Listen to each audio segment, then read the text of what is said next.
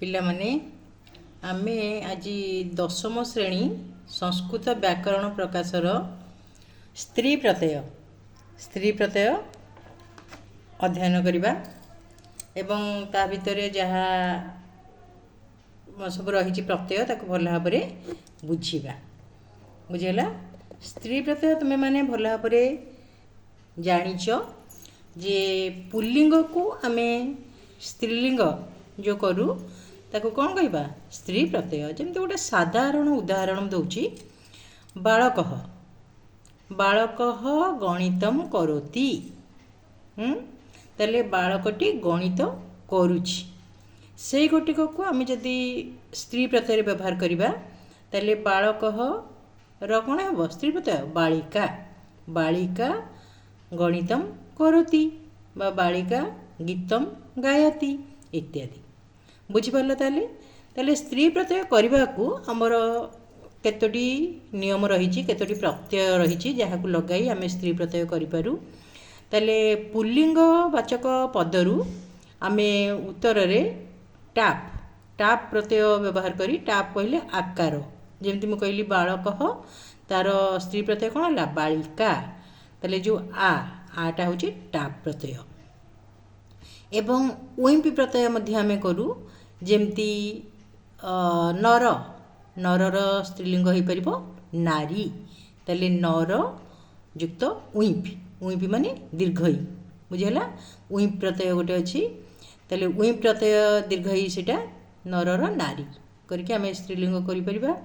ଆଉ ଗୋଟେ ଆନୀୟ ବା ଆନି, ଯେମିତି ଆମେ କହୁଛେ ବରୁଣ ଗୋଟେ ଶବ୍ଦ ଯାହାକୁ ଜଳାଧିପତି ବରୁଣ, ତାଙ୍କର ଯଦି ଆମେ ସ୍ତ୍ରୀଲିଙ୍ଗ କରିବା ହେବ ବରୁଣାନୀ କହିଲେ ତାଙ୍କର ପତ୍ନୀ, ବରୁଣଙ୍କର ପତ୍ନୀ। ତାହେଲେ ଏହିପରି ଆମେ ଟାପ୍, ଉଇମ୍ପ ଆଉ ଆନି ଇତ୍ୟାଦି ପ୍ରତ୍ୟୟ ବ୍ୟବହାର କରି କ'ଣ କରିଥାଉ? ସ୍ତ୍ରୀ ପ୍ରତ୍ୟୟ କରିଥାଉ। ଏବେ ଆମେ କେତେଗୁଡ଼ିଏ ଉଦାହରଣ ଦେଇକି ସେଗୁଡ଼ିକୁ ଲକ୍ଷ୍ୟ କରିବା ଏବଂ ଦେଖିବା। ପିଲାମାନେ ଦେଖ, ଅଜର ସ୍ତ୍ରୀଲିଙ୍ଗ କ'ଣ ହେବ? ଅଜ ମାନେ କ'ଣ ଜାଣିଛ? ଅଜ ମାନେ ହେଲା ଛେଳି, ହେଲା। ଆଉ ଅଜା ମାନେ ମାଇ ଛେଳି। ସେମିତି ବୃଦ୍ଧର ବୃଦ୍ଧା। ଶୁକ ମାନେ କ'ଣ? ଶୁଆ, ଶୁକର ଶୁକା। କୋକିଳ ବୁଝିପାରୁଛ? କୋକିଳ ଯେଉଁ କୋଇଲି, କୋକିଳର ସ୍ତ୍ରୀଲିଙ୍ଗ ହେଲା କୋକିଳା। ସେମିତି ବାଳ କହିଲେ ଛୋଟ ପିଲା, ଛୋଟ ଶିଶୁ, ଯେଉଁ ଶିଶୁକୁ ଆମେ କହୁ ବାଳ। ତାହେଲେ ବାଳର ବାଳା। ଚତୁରା। ଅଶ୍ୱ ମାନେ କ'ଣ? ଘୋଡ଼ା, ନାଇଁ? ଅଶ୍ୱର ଅଶ୍ୱା। ସୁତ ମାନେ କ'ଣ? ପୁଅ, ସୁତର ସ୍ତ୍ରୀଲିଙ୍ଗ ହେଲା ସୁତା, ନାଇଁ? ସୁତା ମାନେ କନ୍ୟା। ସେମିତି ମୂଷିକା, ପୂର୍ବା। ଶିବ ପିଲେ ଜାଣିଛ? ଶିବ ଯେଉଁ ଆମର ଠାକୁର, ଶିବର ସ୍ତ୍ରୀଲିଙ୍ଗ କିନ୍ତୁ କ'ଣ ହେବ? ଶିବା। ଓଡ଼ିଆରେ ଆମେ କରିପାରିବା ଶିବାନୀ, ଶିବର ଶିବାନୀ, କିନ୍ତୁ ସଂସ୍କୃତରେ କ'ଣ? ଶିବର ଶିବା। ଆଚ୍ଛା, ଛାତ୍ରର ଆମେ ଓଡ଼ିଆରେ କ'ଣ କରିଦେଉଛେ? ଛାତ୍ରର ଛାତ୍ରୀ କରିଦେଉଛେ, କିନ୍ତୁ ସଂସ୍କୃତରେ ଛାତ୍ରର ସ୍ତ୍ରୀଲିଙ୍ଗ କ'ଣ? ଛାତ୍ରା। ବୁଝିପାରିଲ? ଛାତ୍ରୀ ହେଲେ ସେଟା ଭୁଲ ହେବ ବା ଅଲଗା ଅର୍ଥ ଆସିବ। ଭୁଲ ନୁହେଁ ତ ଅଲଗା ଅର୍ଥ ତାର ଆସିବ। ଶିଷ୍ୟା। ସମାନା। ସେମିତି ଚପଳ ମାନେ ଯେଉଁ ତରତର ଯେଉଁ ଚାଲାକ ଯେଉଁ ପିଲାମାନେ କାମ କରନ୍ତି ତାଙ୍କୁ ଚପଳ କୁହାଯାଏ, ଚପଳମତି, ନାଇଁ? ଚପଳର ଚପଳା, ସ୍ତ୍ରୀଲିଙ୍ଗ ରହିବ ଚପଳା। ବତ୍ସା। ଚଟକ ମାନେ ଯେଉଁ ଘରଚଟିଆ ପକ୍ଷୀ, ତାକୁ ଚଟକ କୁହାଯାଏ, ଚଟକର ଚଟକା। ଅପର କହିଲେ ଅନ୍ୟ ଜଣେ, ଅପରର ଅପରା। ସେମିତି ଆମର ଯେଉଁ ସଂଖ୍ୟାବାଚକ ଶବ୍ଦ ଅଛି, ପ୍ରଥମର ପ୍ରଥମା, ଦ୍ୱିତୀୟର ଦ୍ୱିତୀୟା, ତୃତୀୟର ତୃତୀୟା। ଆଉ ଆଗକୁ ଯିବାନି, ସିଏ ଉଇମ୍ପ ପ୍ରତ୍ୟୟ ହେଇଯିବ। କୃଷର କୃଷା। କୃଷ ମାନେ ଦୁର୍ବଳ, ଜଣେ ଦୁର୍ବଳ ପୁରୁଷ ହେଇଥିଲେ ସେଠି କୃଷ ଲାଗିବ, କିନ୍ତୁ ଜଣେ ଦୁର୍ବଳ ସ୍ତ୍ରୀ ହେଇଥିଲେ ସେଠି କୃଷା ଲାଗିବ। ବୁଝିଲା? ବୀରା। ପାପା। ଏହିପରି ଆମେ ଟାପ୍ ପ୍ରତ୍ୟୟ ବ୍ୟବହାର କରିକିରି ସ୍ତ୍ରୀଲିଙ୍ଗ କରିପାରୁଛେ, ନାଇଁ କି? ଏବେ ଦେଖିବା ଆମେ ଯେଉଁ ତଦ୍ଧିତ ପଦ ପିଲାମାନେ ଅଛି, ତଦ୍ଧିତ ପ୍ରତ୍ୟୟ କ'ଣ ଜାଣିଛ? ଶବ୍ଦରେ ପ୍ରତ୍ୟୟ ଯୋଗ ହେଲେ ଯେଉଁ ପଦ ନିଷ୍ପନ୍ନ ହୁଏ ତାକୁ କହନ୍ତି ତଦ୍ଧିତ ପ୍ରତ୍ୟୟ। କିନ୍ତୁ ଧାତୁରେ ଯଦି ପ୍ରତ୍ୟୟ ଯୋଗ ହୁଏ ତାହେଲେ ତାକୁ କୁହାଯାଏ କୃଦନ୍ତ ପ୍ରତ୍ୟୟ। ବୁଝିଲା? ତାହେଲେ ଶବ୍ଦରେ ଯଦି ଆମେ ପ୍ରତ୍ୟୟ ଯୋଗ କରିବା ତାକୁ କହିବା ତଦ୍ଧିତ ପ୍ରତ୍ୟୟ ବା ତଦ୍ଧିତ ପଦ। ଏବେ ଆମେ କେମିତି ତଦ୍ଧିତ ପଦ ଲଗେଇକିରି କେମିତି ଆକାରରେ ବା ଟାପ୍ ପ୍ରତ୍ୟୟରେ କେମିତି ସ୍ତ୍ରୀଲିଙ୍ଗ କରୁଛେ ଲକ୍ଷ୍ୟ କର। ଜ୍ୟେଷ୍ଠ, ଜ୍ୟେଷ୍ଠା, ଜ୍ୟେଷ୍ଠ ମାନେ କ'ଣ? ବଡ଼, ତାଙ୍କର ଜ୍ୟେଷ୍ଠ ପୁଅ। କିନ୍ତୁ ଯଦି କନ୍ୟା ହେଇଛି ସେଠି କ'ଣ ଆମେ ଲଗାଇବା? ଜ୍ୟେଷ୍ଠା କନ୍ୟା ବା ଜ୍ୟେଷ୍ଠ ସୁତ, ଜ୍ୟେଷ୍ଠା ସୂତା, ନାଇଁ କି? ସେମିତି କନିଷ୍ଠ, କନିଷ୍ଠା, ଗରିଷ୍ଠ, ଗରିଷ୍ଠା, ଲଘିଷ୍ଠ, ଲଘିଷ୍ଠା। ପିଲେ ବୁଝିପାରୁଛ ମାନେ କ'ଣ? ଦେଖ, ଜ୍ୟେଷ୍ଠ ଯେଉଁ ଜାୟାନ ଶବ୍ଦ, ଜାୟାନ ଗୋଟେ ଶବ୍ଦ, ତା ଦେହରେ ପ୍ରତ୍ୟୟ ଲାଗିଛି ଇଷ୍ଟ, ଜାୟାନ ହେଇକି ହେଇଛି ଜ୍ୟେଷ୍ଠ। ସେମିତି କନ୍ୟାନ ଗୋଟେ ଶବ୍ଦ, ମୁଁ ଆଗରୁ କହିଛି ତଦ୍ଧିତ ପ୍ରତ୍ୟୟକୁ କହନ୍ତି। ଶବ୍ଦରେ ପ୍ରତ୍ୟୟ ଯୋଗ ହେଲେ ଶବ୍ଦ ଯେଉଁଟା ମୂଳ ପ୍ରାତିପଦିକକୁ ଆମେ କହୁଛେ ଶବ୍ଦ, ପ୍ରାତିପଦିକ ବା ମୂଳ ଶବ୍ଦ, ତା ଦେହରେ ଯଦି ପ୍ରତ୍ୟୟ ଯୋଗ ହେବ ତାକୁ କ'ଣ କହିବା? ପ୍ରତ୍ୟୟ ଲାଗିଲା ସେଇଟା ପ୍ରତ୍ୟୟ। ପ୍ରଥମଟାକୁ ଆମେ କହିବା ପ୍ରକୃତି, ଦ୍ୱିତୀୟଟାକୁ କହିବା ପ୍ରତ୍ୟୟ। ମାନେ ଯେଉଁ ଶବ୍ଦ ବା ପ୍ରାତିପଦିକ ବା ପ୍ରକୃତି, ପ୍ରଥମଟା ଯେଉଁ ପଦ ରହିଲା, ଯେଉଁଟା ଜଏଣ୍ଟ ହେବ ବା ଯୁକ୍ତ ହେବ ତାକୁ କ'ଣ କହିବା? ପ୍ରତ୍ୟୟ। ତେଣୁ ସବୁବେଳେ ପ୍ରାତିପଦିକ ବା ଶବ୍ଦ ବା ପ୍ରକୃତିଟା ପ୍ରଥମରେ ରୁହେ, ପ୍ରତ୍ୟୟଟା ତାପରେ ରୁହେ। ବୁଝିଲା? ଏଥର ବୁଝ, ଜାୟାନ, ଜାୟାନ ଗୋଟେ ଶବ୍ଦ, ତା ଦେହରେ ଆମେ ଇଷ୍ଟ ପ୍ରତ୍ୟୟ ଲଗେଇଛେ, ହେଲା ଜ୍ୟେଷ୍ଠ, ଜ୍ୟେଷ୍ଠ ମାନେ ବଡ଼, ତାର ସ୍ତ୍ରୀଲିଙ୍ଗ କ'ଣ? ଜ୍ୟେଷ୍ଠା। ସେମିତି କନିଷ୍ଠ, କନିଷ୍ଠା, ଲଘିଷ୍ଠ, ଲଘିଷ୍ଠା ବୋଲି ବୁଝୁଥାଅ। ଲଘିଆନ ଯୁକ୍ତ ଇଷ୍ଟ, ଲଘିଷ୍ଠ, ତା ଦେହରେ ସ୍ତ୍ରୀ ପ୍ରତ୍ୟୟ ଲାଗିବ, ମାନେ ଟାପ୍ ଲାଗିଗଲେ ହେଲା ଲଘିଷ୍ଠା। ଲଘିଆନ ଯୁକ୍ତ ଇଷ୍ଟ ଯୁକ୍ତ ଟାପ୍, ଟାପ୍ ମାନେ ବୁଝୁଛ? ଆକାର, ନାଇଁ କି? ଯେଉଁ ପ୍ରତ୍ୟୟଟି, ତାହେଲେ ହେଲା ଲଘିଷ୍ଠା। ସେହିପରି ଗରିଷ୍ଠ, ଗରିଷ୍ଠା, ବରିଷ୍ଠ, ବରିଷ୍ଠା, ନିର୍ଦ୍ଦିଷ୍ଟ, ନିର୍ଦ୍ଦିଷ୍ଟା, ନେଦିଆନ ଶବ୍ଦ, ନେଦିଆନ ଶବ୍ଦର ନିର୍ଦ୍ଦିଷ୍ଟା। ସେମିତି ଶ୍ରେୟାନ, ଶ୍ରେୟାନରୁ ଶ୍ରେଷ୍ଠ ହେଉଛି, ତା ଦେହରେ ଆକାର ହେଲେ ହେବ ଶ୍ରେଷ୍ଠା, ଅର୍ଥାତ୍ ଶ୍ରେଷ୍ଠର ସ୍ତ୍ରୀଲିଙ୍ଗ ହେଲା ଶ୍ରେଷ୍ଠା। ପିଲାମାନଙ୍କୁ ମାନେ ଅତି କଷ୍ଟ ହେଉଛି ବୋଲି ଭାବନି, ଶବ୍ଦଟା ହେଉଛି ସେଇଆ, ଶ୍ରେୟାନ ଶବ୍ଦ, ତା ଦେହରେ ଇଷ୍ଟ ପ୍ରତ୍ୟୟ ଲାଗିଛି, ହେଇକି ହେଇଗଲା ଶ୍ରେଷ୍ଠ, ଶବ୍ଦଟି ହେଇଗଲା ଆମର ଶ୍ରେଷ୍ଠ। କିନ୍ତୁ ଶ୍ରେଷ୍ଠର ସ୍ତ୍ରୀଲିଙ୍ଗ କ'ଣ ହେଇଯିବ? ଶ୍ରେଷ୍ଠା, ହେଲା। ତାପରେ ପ୍ରେୟାନର ସେମିତି ପ୍ରେୟାନ ଯୁକ୍ତ ଇଷ୍ଟ ପ୍ରେଷ୍ଠ, ପ୍ରେଷ୍ଠର ସ୍ତ୍ରୀଲିଙ୍ଗ ହେବ ପ୍ରେଷ୍ଠା। ପଟିଷ୍ଠ, ପଟିଷ୍କା, ପଟିଷ୍କ, ପଟିଷ୍କା। ଆଚ୍ଛା, ଆହୁରି ସହଜ ଦେଖ କେମିତି ପ୍ରତ୍ୟୟ ହେଇପାରୁଛି, ଟାପ୍ ପ୍ରତ୍ୟୟ। ଗୁରୁତର, ଆମେ ସବୁବେଳେ ଗୁରୁ, ଗୁରୁ ମାନେ ଓଜନ, ଯଦି ଦୁଇ ଜଣଙ୍କ ଭିତରେ ଆମେ ତୁଳନା କରିବା ତର ପ୍ରତ୍ୟୟ ଲଗାଉ, ଗୁରୁତର। ଯଦି ଅନେକଙ୍କ ଭିତରେ ତୁଳନା କରିବା ତାହେଲେ ତମ ପ୍ରତ୍ୟୟ ଲଗାଉ, ଗୁରୁତମ। ଏବେ ଗୁରୁ ଶବ୍ଦରେ ତର ଲାଗିଯାଇଛି ମାନେ ଗୁରୁତର, ଏଇଟା ଗୋଟେ କ'ଣ ହେଇଗଲା? ଗୋଟେ ପ୍ରକୃତି ପ୍ରତ୍ୟୟ ହେଇଗଲା, ତଦ୍ଧିତ ପଦ। ଗୁରୁତରର ସ୍ତ୍ରୀଲିଙ୍ଗ ହେଲା ଗୁରୁତରା, ଲଘୁତରର ଲଘୁତରା।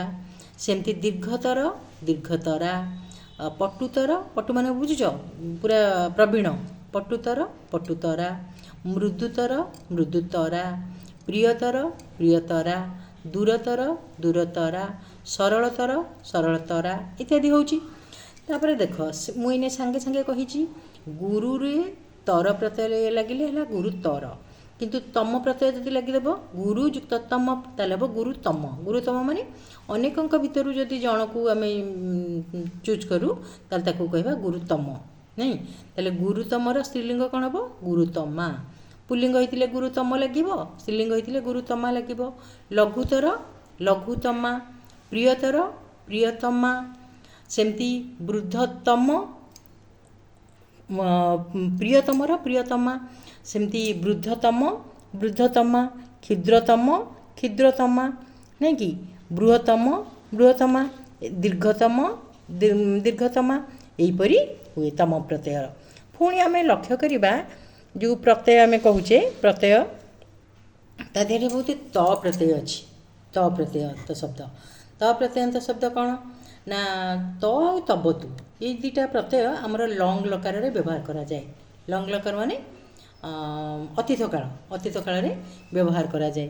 ମନେକର ଗତ, ମୁଁ ତୁମକୁ ବହୁତ ଥର ପଢ଼େଇଛି ଗତ। ଗତ ହେଲା ଗମ୍ ଯୁକ୍ତ ତ। ପିଲେ ଏଇଟା ମନେ ରଖ, ଗମ୍ ହେଉଛି ଗୋଟେ ଧାତୁ, ମାନେ ଏଇଟା କୃଦନ୍ତ ପ୍ରତ୍ୟୟ। ଗମ୍ ଯୁକ୍ତ ତ ହେଇକି କ'ଣ ହେଉଛି ଗତ। ଗତର କ'ଣ ହେବ ଗତା, ବୁଝିପାରିଲ। ସେମିତି ପଠିତ, ପଠ ଗୋଟେ ଧାତୁ ବା କ୍ରିୟା, ତା ଦେହରେ ତ ପ୍ରତ୍ୟୟ ଲାଗିକି ହେଇଯାଉଛି କ'ଣ ପଠିତ।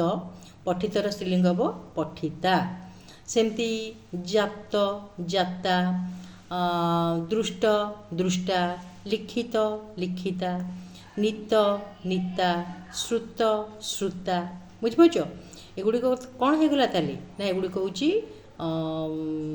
କୃଦନ୍ତ ପଦ। କୃଦନ୍ତ ପଦରେ ମଧ୍ୟ ଆକାର ଲାଗିକି ଇଏ ହେଇପାରୁଛି କ'ଣ ସ୍ତ୍ରୀଲିଙ୍ଗ ହେଇପାରୁଛି। ବୁଝିପାରୁଛ ନା। ତଦ୍ଧିତ ପଦ ହେଉଛି ଶବ୍ଦରେ ପ୍ରତ୍ୟୟ ଯୋଗ କଲେ ଯେଉଁ ପଦ ନିଷ୍ପନ୍ନ ହୁଏ ତାକୁ ତଦ୍ଧିତ ପଦ କହନ୍ତି। ଧାତୁରେ ପ୍ରତ୍ୟୟ ହେଲେ ଯେଉଁ ପଦ ନିଷ୍ପନ୍ନ ହୁଏ ତାକୁ କୃଦନ୍ତ ପଦ କହନ୍ତି।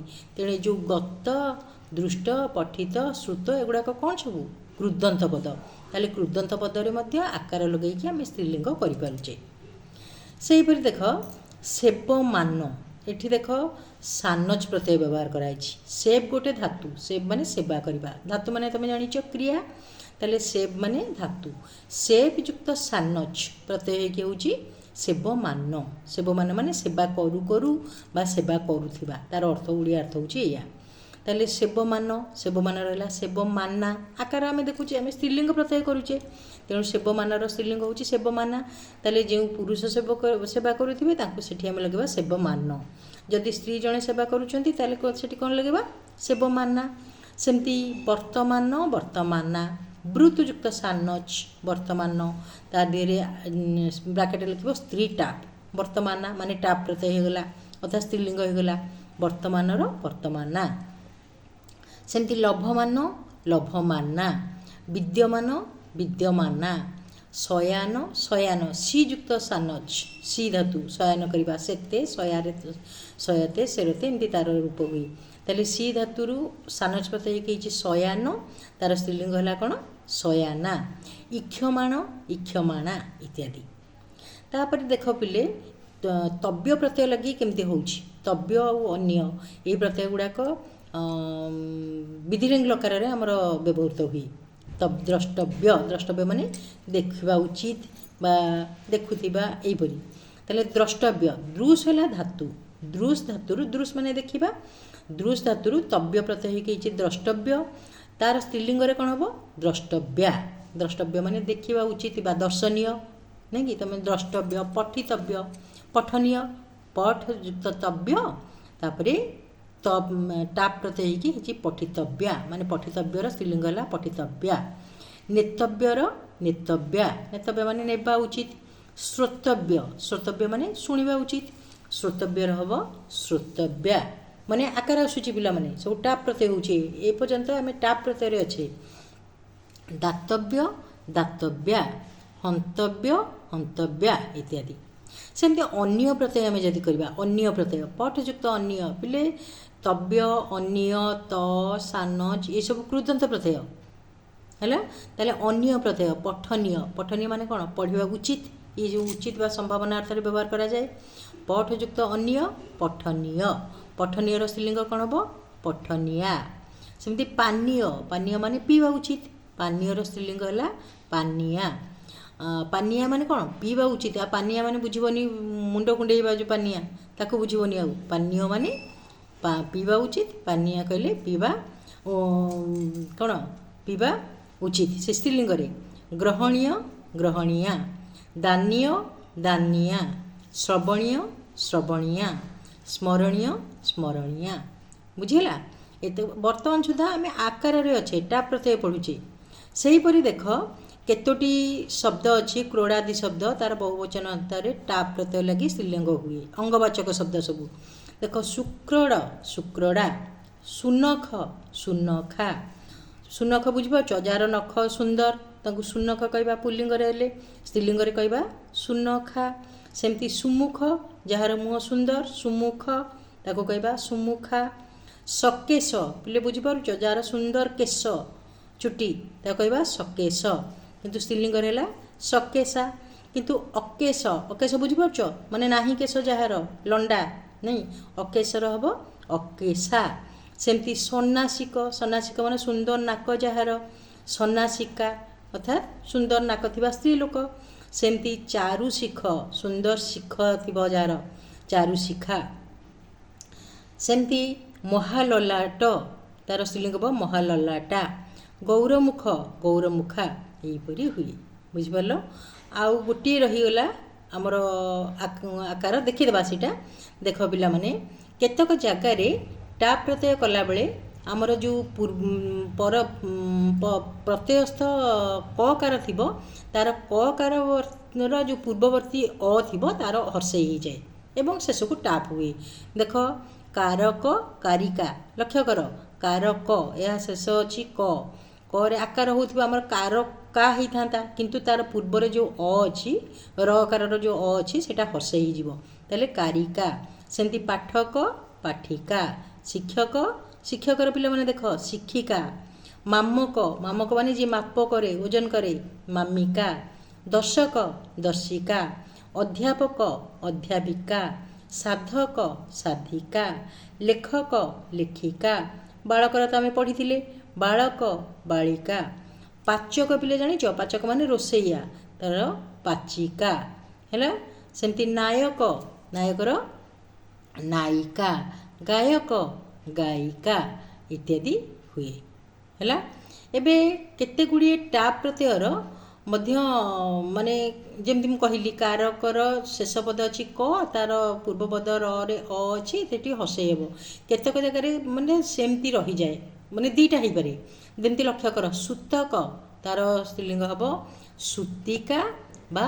सूतका पुत्रक पुत्रकर हम पुत्रिका बा पुत्रका सेमती बृंदारक बृंदारका बा बृंदारिका आउ केतक जगार टिके तार अर्थ अलगा हो जाए देख पिला माने तारक तारकर दीटा हूँ स्त्रीलिंग तारका हम तारिका हम किंतु तार अर्थ अलगा तारका माने नक्षत्र आउ जो तारा बुझुच आउ तारिका माने रक्षाकारिणी बा रक्षाकर्त्री सेमती वर्णक वर्णकर दीटा हम वर्णका वर्णिका वर्णका माने वर्णका जोटा सेटा हूँ उत्तरीय ओढ़णी पिला माने जो पकाउछे आम ड्रेस आ वर्णिका हूँ स्तोत्रकारिणी बा आ गोटे अर्थ हम रंग तोड़िका को मध्य कहा जाए सेमती वर्तकर दीटा स्त्रीलिंग वर्तका वर्तिका वर्तका माने माई बतक आ वर्तिका माने बलिता मोटामोटी उपरे पिला माने आमे